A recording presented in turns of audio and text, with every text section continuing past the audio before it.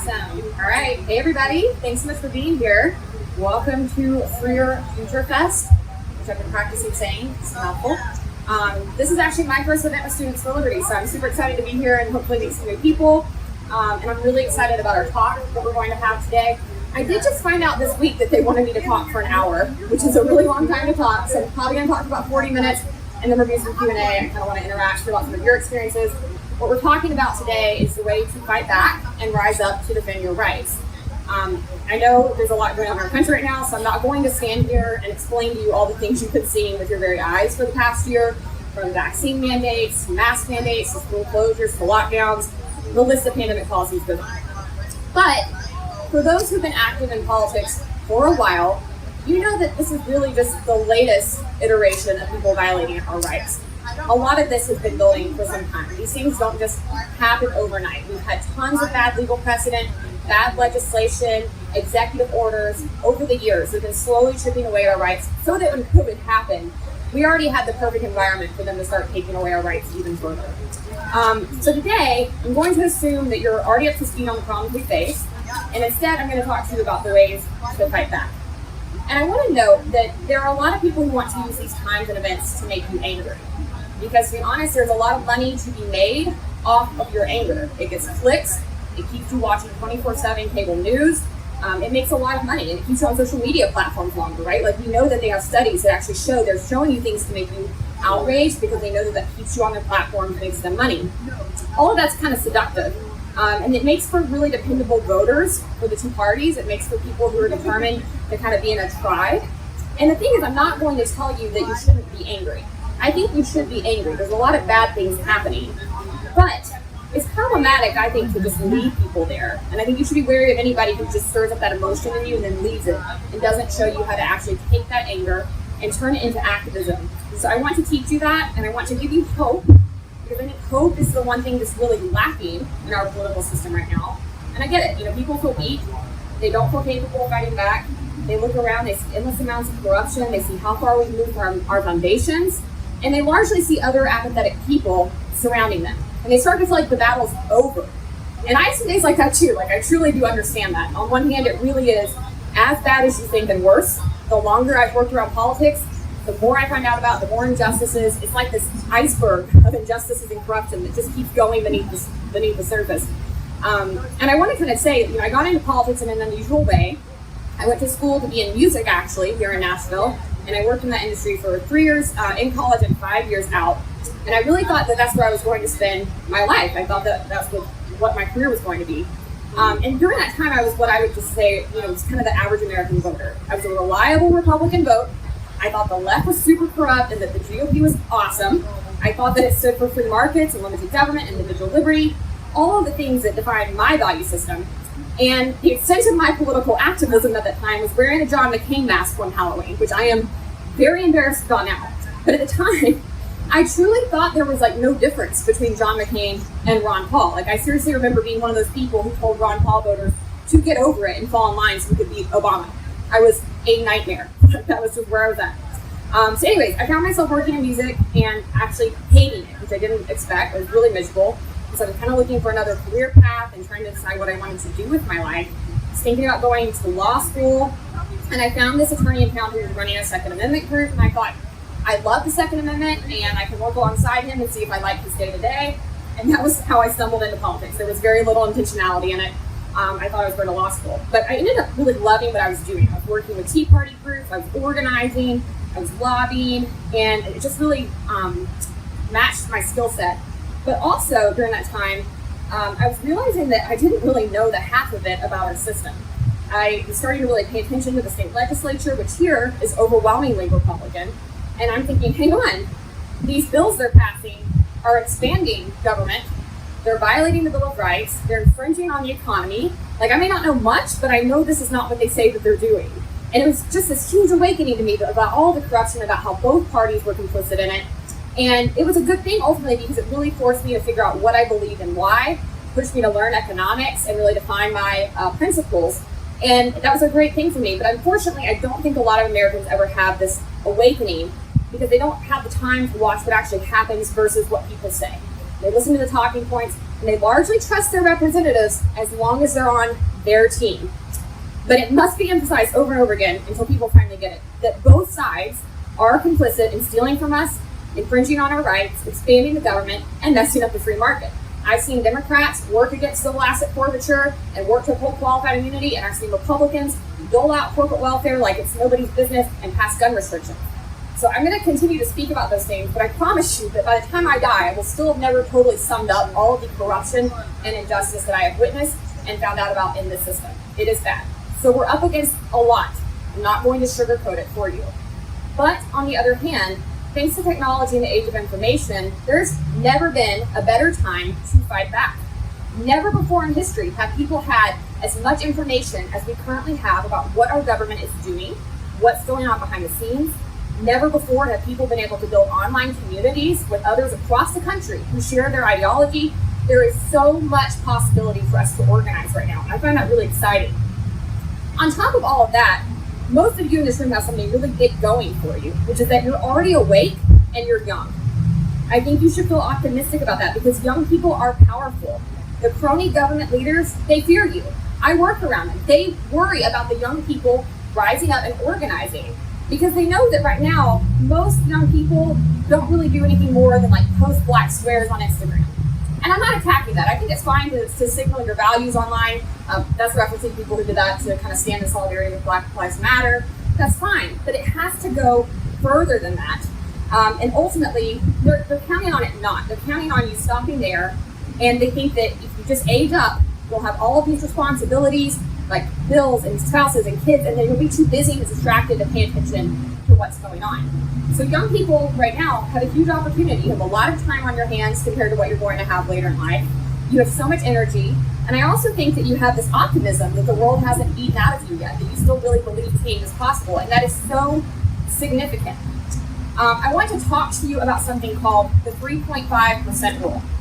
There's some research by a woman named Erica Chenoweth, and she's a political scientist at Harvard University.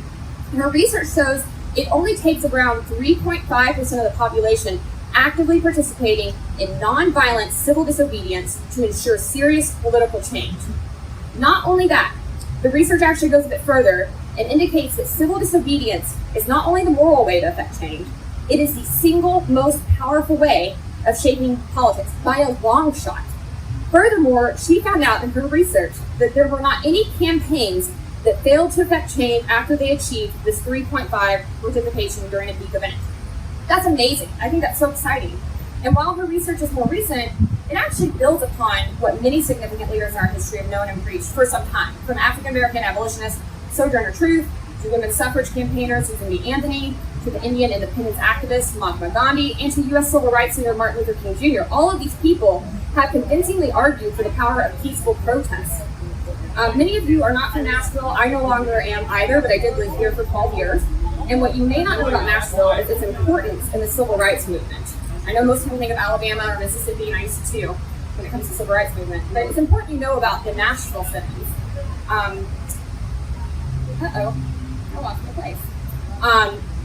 The National SitIns basically were organized by a pacifist who lives here in town and by 4 of the black colleges, one of which is just right around the corner.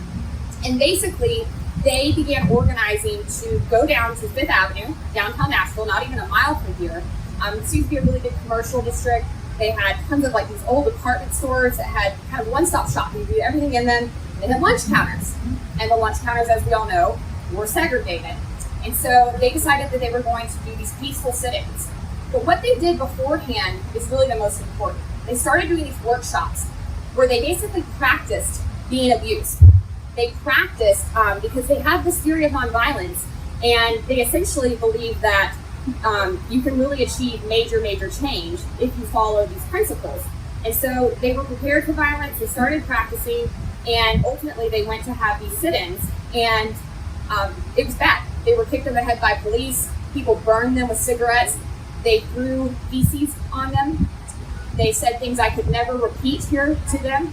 It was horrible. And what happened though is they didn't react. They stayed calm, they were respectful, they were well dressed, they presented themselves in this way, and it moved white America so quickly when these pictures came out, because what they saw were these young, beautiful people just trying to have lunch, and these other people being so violent to them without cause and them not reacting. And it changed the country like this. They got to that 3.5% rule so quickly because that awoken something in them. And I want to kind of go through a couple principles of this nonviolence that Martin Luther King Jr. He preached, and I think that it's really important that we go back. I wrote an article on this. It's on my website. I'm just going to give you a couple of them, but I really encourage you to go back and actually read through his entire theory, because I think this is what we need to follow to affect change in our country. One thing he taught was that the goal of nonviolence is reconciliation. So a wise person knows that you do not change a person by mocking or humiliating them. And on this topic, King wrote, "Nonviolence does not seek to defeat or humiliate the opponent, but to win friendship and understanding. The nonviolent resistor must often express his protests through non-cooperation or boycotts, but he realizes that these are not ends themselves. They are merely means to awaken a sense of moral shame in the opponent. The aftermath of nonviolence is the creation of the beloved community, while the aftermath of violence is tragic bitterness." He also taught, and I think this is the most important, that redemptive suffering holds transformational power. In other words, there is a power in undeserved suffering, which I just think is so deep. The nonviolent resistor, he said, is willing to accept violence if necessary, but not to inflict it, knowing that the suffering they endure has great power to change hearts and minds. King paraphrased Gandhi when he wrote, "We will match your capacity to inflict suffering with our capacity to endure suffering. We will meet your physical force with soul force. We will not hate you, but we cannot in all good conscience obey your unjust laws. Do to us what you will, and we will still love you. Bomb our homes and threaten our children, send your hooded perpetrators of violence into our communities, and drag us out on some wayside road, eating us and leaving us half dead, and we will still love you. But we will soon wear you down by our capacity to suffer. And in winning our freedom, we will so appeal to your heart and conscience that we will win you in the process." I think that is extremely powerful. A fifth point he made under the nonviolence theory is that nonviolence pertains to physical acts and to internal thoughts.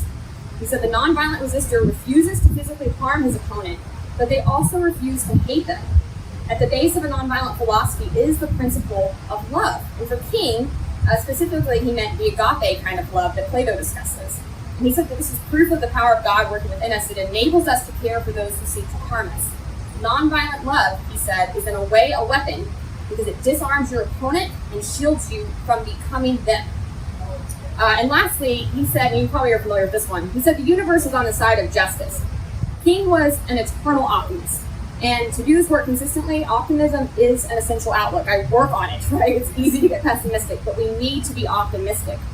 King said that the believer in nonviolence has deep faith in the future. He knows that in his struggle for justice, he has cosmic companionship. There's a creative force in the universe that works to bring the disconnected aspects of reality into a harmonious whole.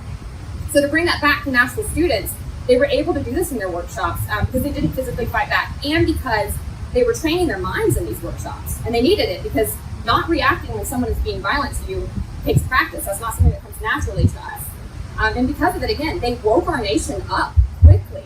Things really moved quite quickly. So I think that we can learn a lot from these people who've come before us in the liberty movement if we want to also affect change.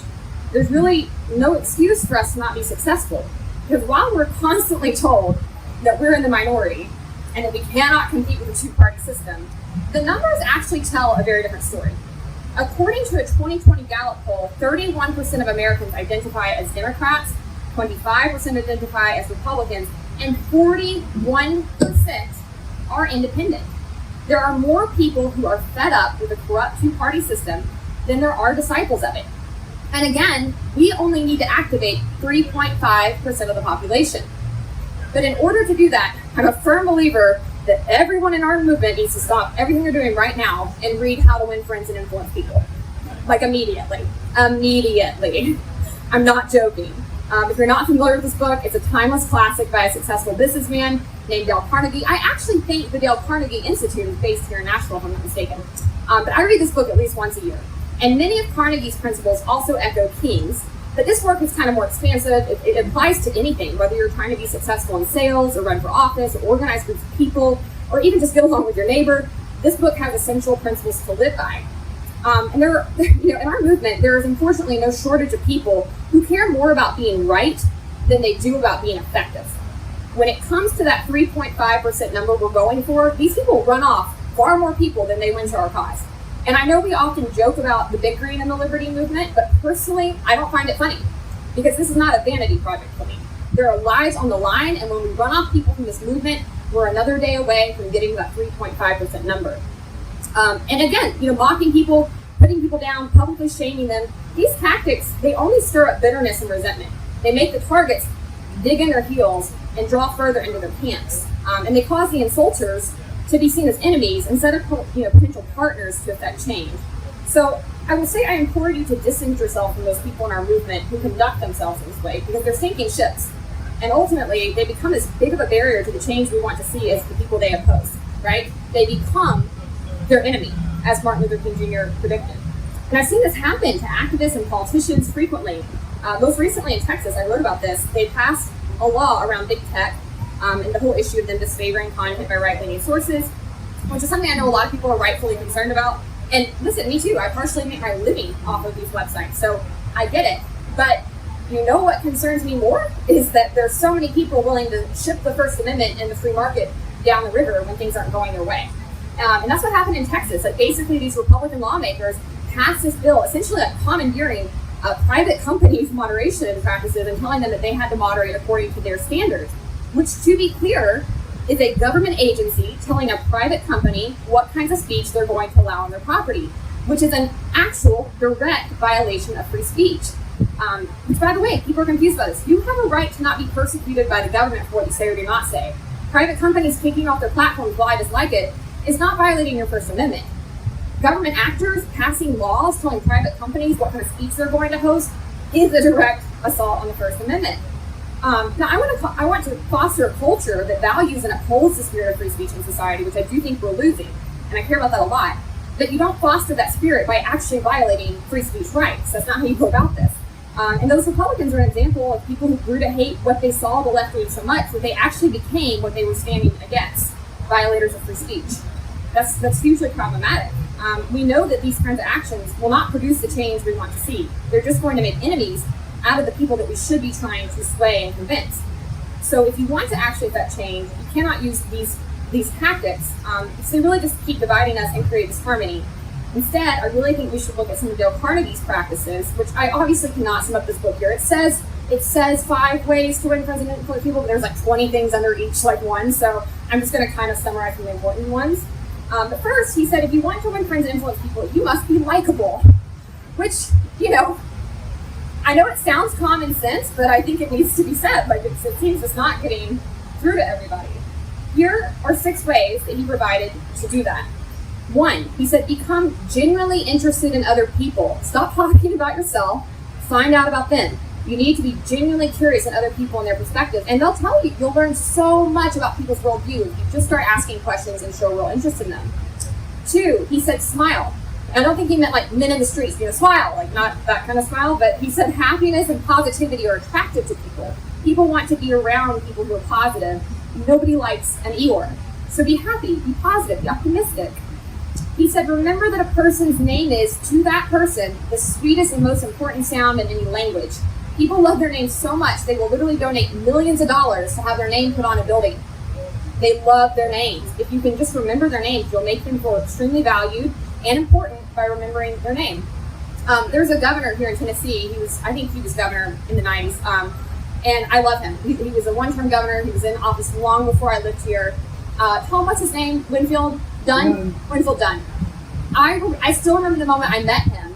He was so charming and made me feel so important that I've never forgotten him. And I just think back to that all the time. Like, that's a powerful person in politics, because it had nothing to do with what he believed or what I believed, that he made me feel valuable and seen and made me feel important. And it stood out to me so much that I've always remembered him and thought fondly of him. This can go so far. People will remember you if you make them feel important. 4, he said, be a good listener. Encourage others to talk about themselves. Many times people don't want an interesting conversation partner. They just want someone who will listen to them. And this is especially true for people who've been victimized by the system. I used to work around Memphis and Nashville, many of the inner cities around here, and I would go talk to people, and they just wanted somebody to listen to to them about the things that have happened to them and have some sympathy. And when I did that, they then wanted to work with me because I kind of earned their trust and showed that I actually cared about what was happening to them. 5, he said, talk in terms of other people's interests. He said, if we talk to people about what they're interested in, they will feel valued and value us in return. And 6, he said, make the other person feel important and do it sincerely. The golden rule is to treat other people how you want to be treated. And people love to feel important. They'll talk to you for hours if you do this. So this is how you win friends. And this is actually where the real work starts, right? It's with your relationships. It's with your ability to build bonds with people who are different than you. I promise you can't do that if you run around criticizing other people or leaders in the movement for not being as principled as you. And you certainly can't do it if you're running around calling everybody libtards or statists. Who are you convincing with that? You're not getting them. You're just making an enemy out of them. The vast majority of Americans spend their entire lives in economic and societal bubbles. And what I mean by that is you are unlikely to intimately know, and I mean like have in your house on a regular basis, somebody who is different than you. Somebody who has a different nationality, ethnicity, social class, religion, or political party. We don't know each other. And I'm really into psychology, as you can probably tell from the speech, so I've been aware of this phenomenon for some time and how it actually leads to like false stereotypes and racism and xenophobia. It's really very harmful. And I've tried to take measures to like break out of my own bubble because I'm cognitive of it, but it's hard. I'll tell you a story briefly from a few years ago that just made me realize how far I had to go. I was planning an international trip with somebody, and they said, "Oh, do you have a passport?" And I was like, "Yes, everybody has a passport." They were like, "No, everybody certainly does not have a passport." So I looked it up. 1/3 of Americans have a passport. And that shocked me because everybody in my bubble has a passport and travels. And so that's just a small example, but it just showed me like, oh, I actually don't know the lives of 2/3 of Americans like I thought I did. And so it's really something that we need to work to overcome. When you don't intimately know people who are different than you, you cannot possibly understand their political motivations, their struggles, their needs, or the messages that will best reach them. And I see this happen all the time on TikTok, where a leftist will make a video that they just think is like a super slam dunk on Republicans. They're like, got them. And they'll be sounding off on trickle-down economics, for example, and they'll be talking about how dumb people are who believe in that. And you can immediately tell they've never actually met a Republican or a Libertarian in their lives because we don't use the term trickle-down economics. In fact, no economist has ever actually used that term to describe their views. It's not a thing. It's a made-up left-wing term that they use to try to attack us. They don't even know it.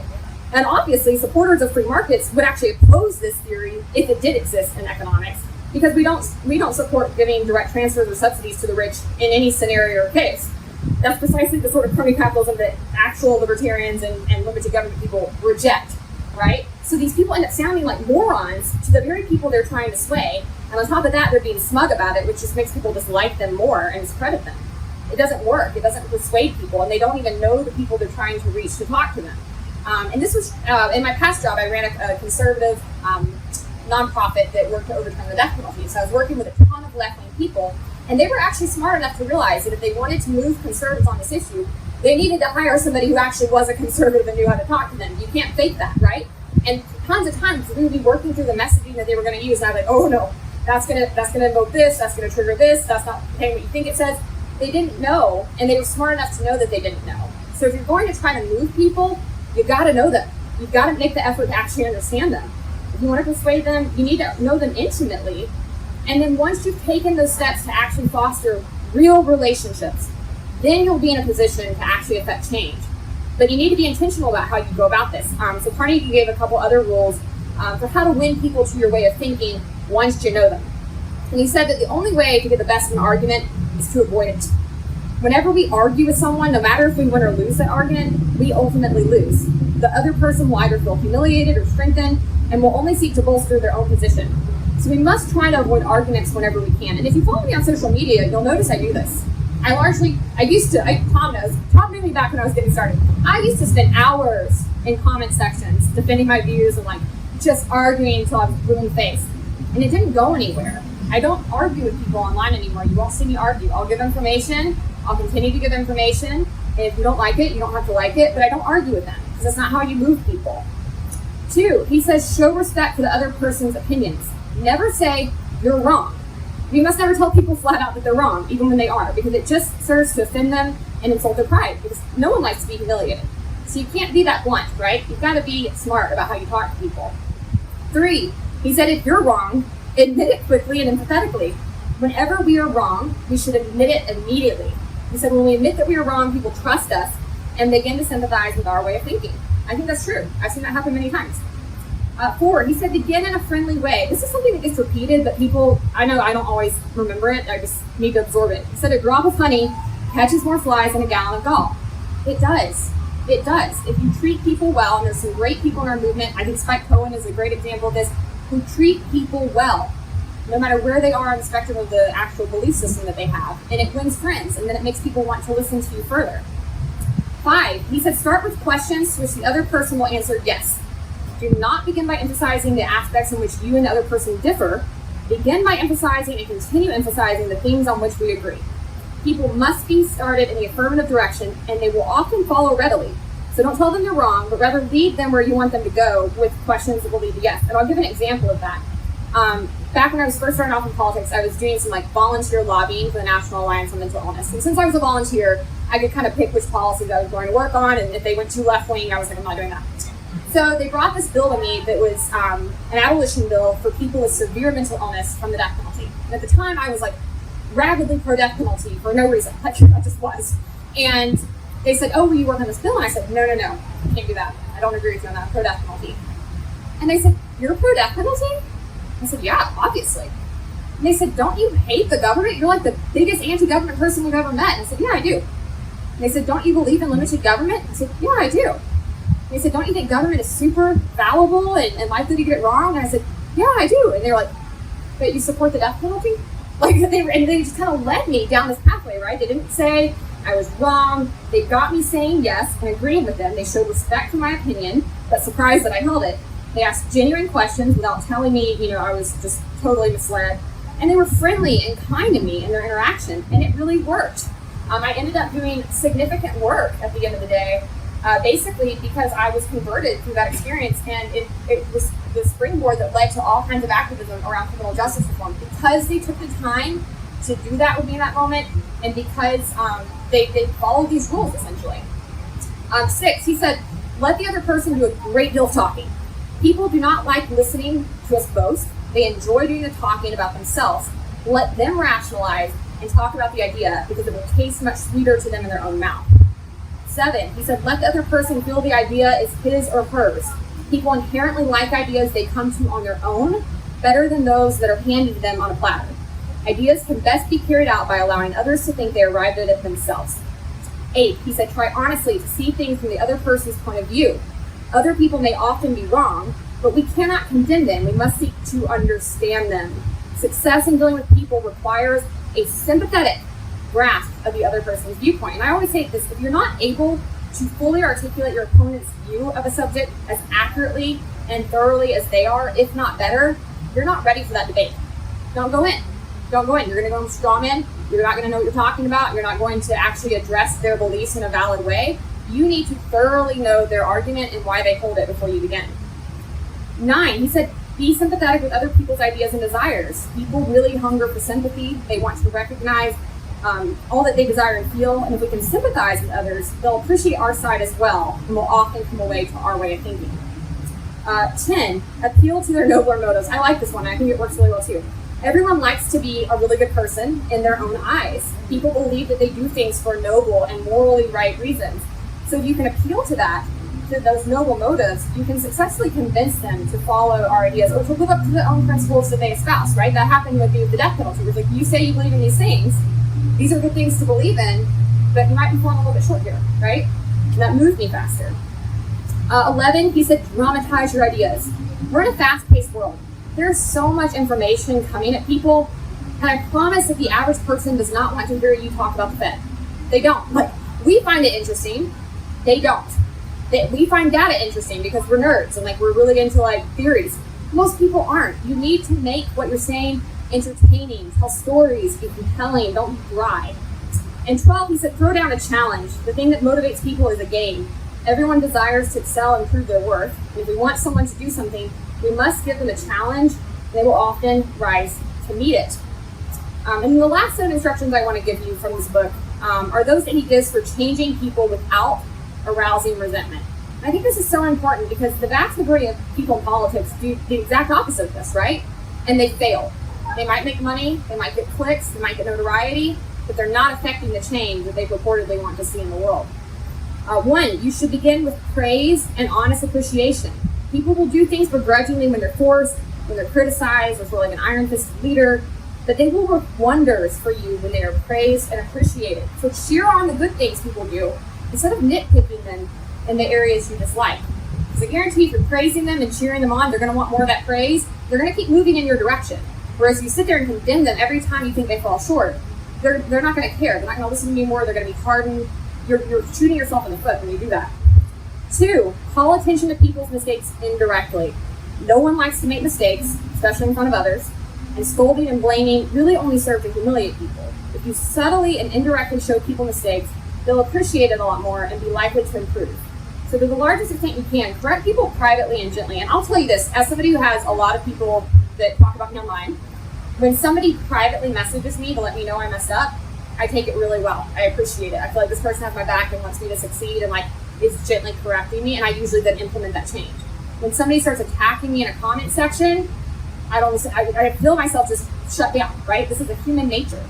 So it's important to remember that. Try to handle things privately and gently and in a supportive manner when you do need to correct somebody.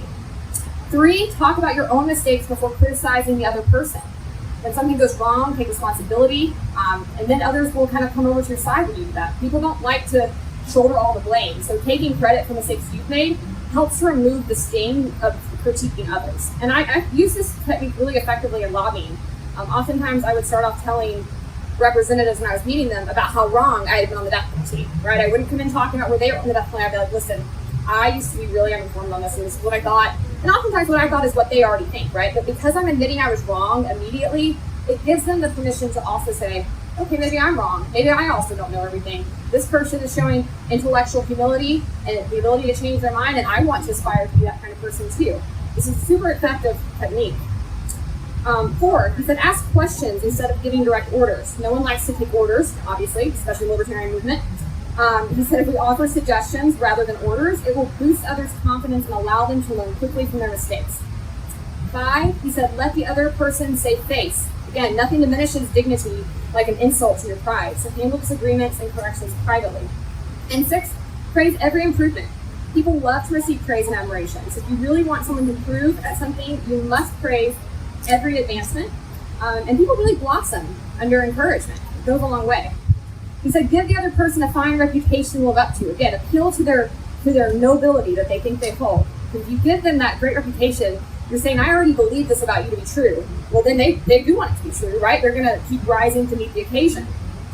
Use encouragement. Make faults seem easy to correct. If you have a desired outcome, it seems like a huge task for a person to get there, they're going to give up. They're going to lose heart. They're going to walk away. But if you make a fault seem easy to correct, they will readily jump at the opportunity to improve. So you've got to frame objectives as small and easy improvements for people to make. And 9, he said, make the other person happy about doing what you suggest. Because people will most often respond well when they desire to be doing the behavior they're putting forth. So if you want to influence people and become effective leaders, we've got to learn to frame our desires in terms of their desires. We have to learn to frame the policies we want as options that meet the actual needs that they have. I know many people probably came to this talk expecting me to like draw the battle plans for fighting the government, and I think I just did. It's probably a little different than what you had in mind. I have this favorite podcast I listen to, it's on NPR, it's called Hidden Brain, and they had a recent episode called Passion Isn't Enough, and in it they discussed the current climate in American politics. And I love a point they made in this episode, which is that there are millions of Americans who love the sport of politics. It is essentially their entertainment. It's like their hobby, right? They keep up the news cycle, they engage in social media fights. It's something they're informed about, they're engaged in that way. But they're not actually participating in our political processes, which would be the act of working to persuade people and mobilize them to affect change. That's actually participating in politics. The point of politics is ultimately persuasion. And in my belief, it is in persuading people to be true and consistent champions of free markets and individual liberty. That's the work. And if you're in this movement for any other reasons than those things, you're likely working against your own interests.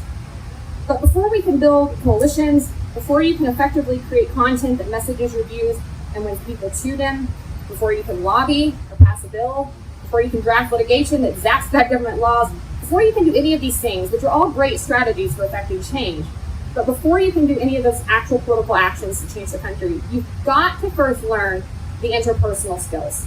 You've got to build these relationships. There's really no shortcut to this.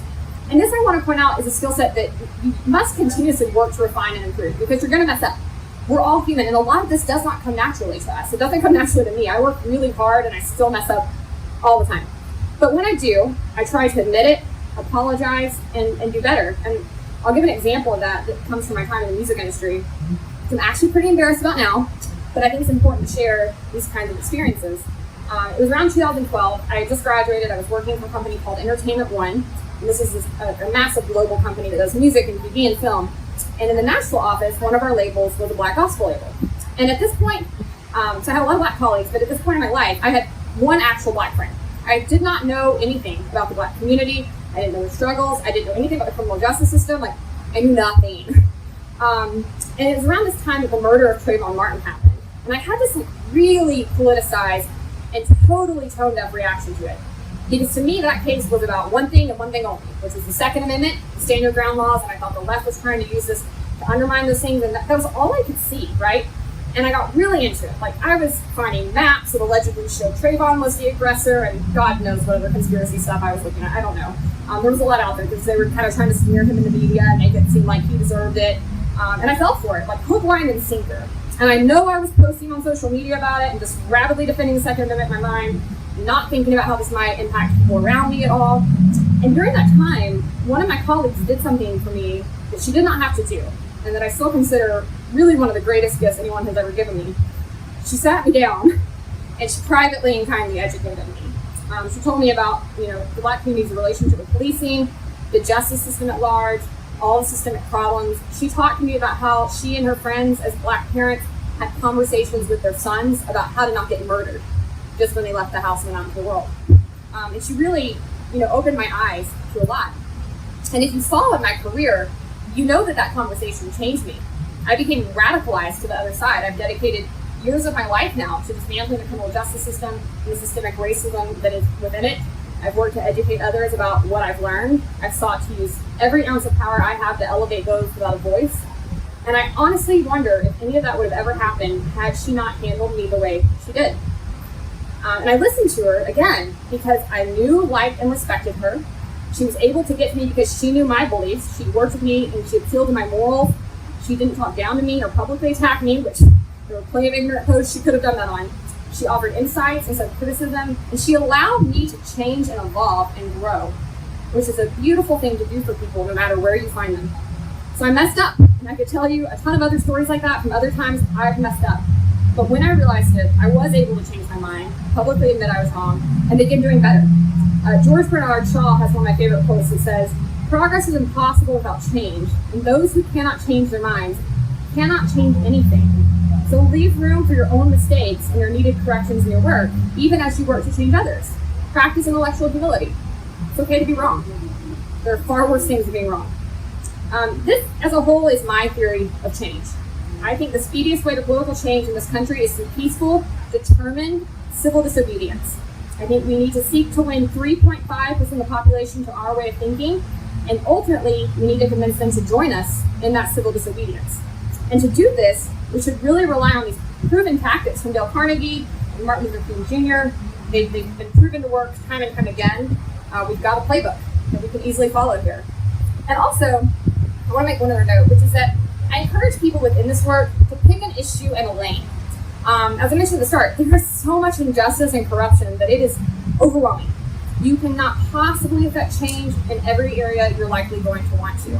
But you can pick the one you're most passionate about and lead on it. And I think this is kind of a calling, like something will be laid on your heart that you care about more. And we need more people in our movement to have different callings, right? We need people doing different things if we really want to actually effectively fight the system as a whole. Mine has been criminal justice reform. And while there are many other things I care about, that one just hits differently. Like, it gets me fired up. Like, I love talking about criminal justice reform, and I love taking those people down. Like, I get high on it. It's great. Find that thing that just lights you up and go all in on it. Because once I realized that criminal justice was it for me, I went hard, right? I spent a ton of time working to become an expert on the subject. I studied the data, the system, the laws, the history. I looked at other countries' systems.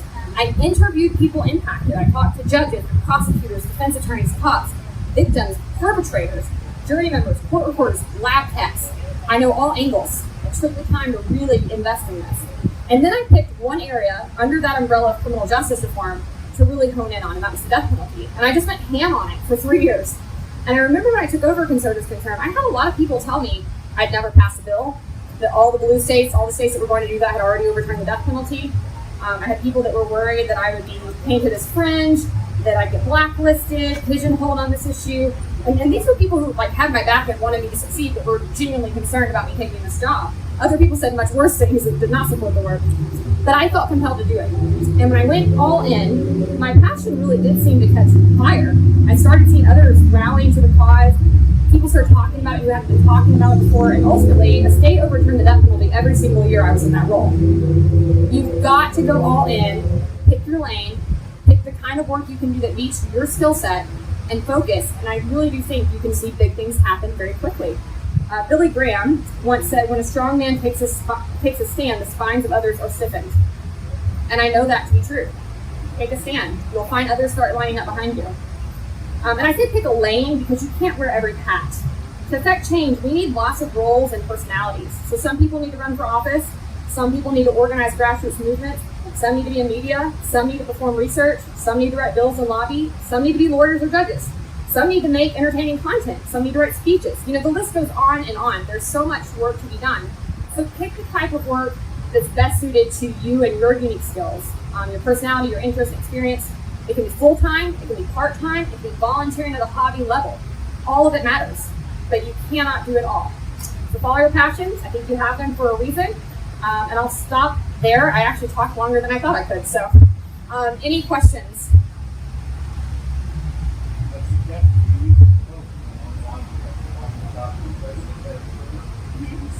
Always be sincere, even if you don't mean That's great. I haven't heard that before. Yeah, try to be sincere. Sometimes you do have to fake it, to be totally honest. But try your best, right? You want to try to embody these things as much as you can. Other questions? Can you speak really loud because this fan is...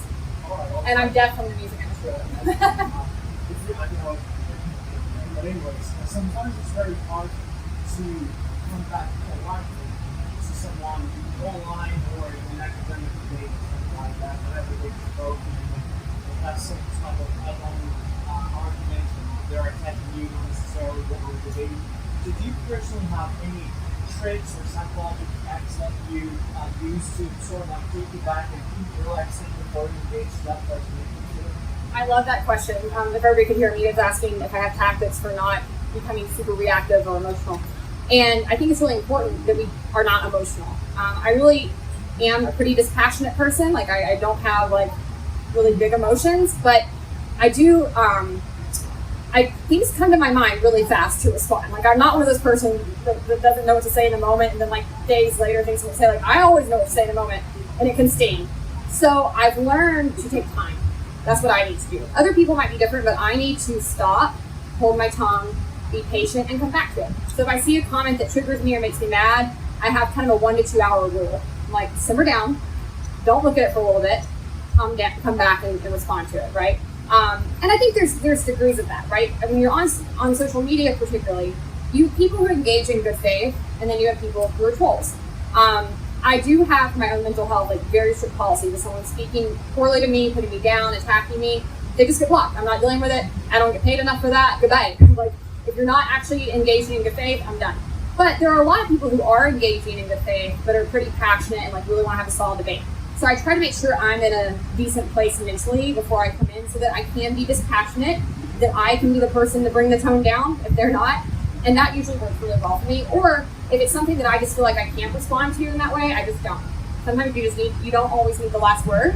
And sometimes it's better to keep your reputation, keep your tongue, and let them slowly evolve on that one, or let somebody else jump in, right? I love I have so many amazing people who follow me, and so many educated people that oftentimes in my comments, I see other people, tapping in. I'm like, good, you got this. Run with it. So I think there's times that other people maybe are better equipped or in a better space to address things too. So it's just good to use judgment around that. Any other questions? Yes. always have a good thick skin or do you develop it over time? So I feel like we were saying earlier how being libertarian, if you put yourself out there, you're not going to have like a bunch of conservatives or a bunch of liberals protecting you. You're kind of getting them both coming at you. And the libertarians too. Yeah, exactly. So Like, it's like you have nobody. Yeah, no, that is for sure true. And I do find that really sad about our movement as a whole. Like, I notice, I think because I've done Republican work and libertarian work, like some people see me more as Republican, which I'm not. But I had a woman come up to me at my dad's church in South Carolina a few months ago, and she was like, "Thank you so much for the work you're doing to protect Republican women and stand up for us." And I was like, "I'm doing what?" But she was so appreciative, right? And that's kind of the reaction you get from Republicans when they feel like you're their guy and you're championing them. Libertarians don't have that. They're like, "Oh no, we have no guy. We're coming for everybody." So that can be a little tough. Like, you don't always feel like you have the support. As far as whether or not I always had a thick skin, I actually credit this to being homeschooled. I really do. I was homeschooled through 5th grade, and then in middle school, I did like this 2-day-a-week kind of thing they had in Kentucky that was popular. So I didn't actually go to full school until I was in high school. So I missed those like formative years where I think you get bullied and people break some of that individuality down. I don't know. I really think it's a great thing to homeschool your kids and keep them out of that environment, because it allowed me to be super individualistic. I never had to deal with people tearing me down. So I have really high confidence, like genuine high confidence, and a pretty thick skin. But some days things do still bother me. Like, I don't know why the alt-right got a hold of my podcast. I think it was called Based, and they think that's their word. But there was like a month or so where they were all attacking me and making fun of my nose. And I was like, I thought I had a fine nose. It started like really getting in my head, and I was like, do I need a nose job? And my mom was like, your nose is fine. So you have to be aware that no matter how confident you are, that kind of abuse does sink in. So you should try to shield yourself from it. Like, I try not to actually read a ton of comments all the time. For a while there on Twitter, I actually had a setting where I could only see people who responded to me if I followed them. I have that off now, but there's some protections you can give yourself online. I think that helps shield some of that. And then also I think you can try to really find the people in our movement who are supportive, because it's growing. I think we're really working, like I said, we're trying to push those people out that are just trying to create division and bicker. Like, there's some solid people doing really great work in the movement, and I think if you can kind of surround yourself with those people, you'll have a little bit more of a backup system.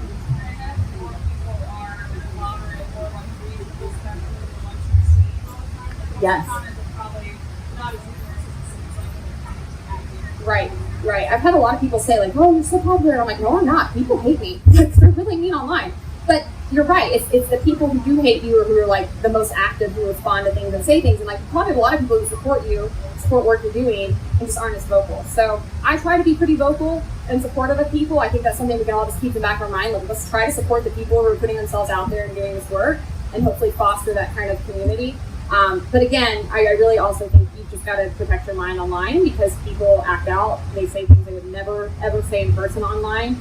And as much as you can, just try to avoid reading it, and just focus on what you're creating. There's a great quote I love that says, what does it say? It's by Andy Warhol, and he basically says, don't worry about what people are saying about your art.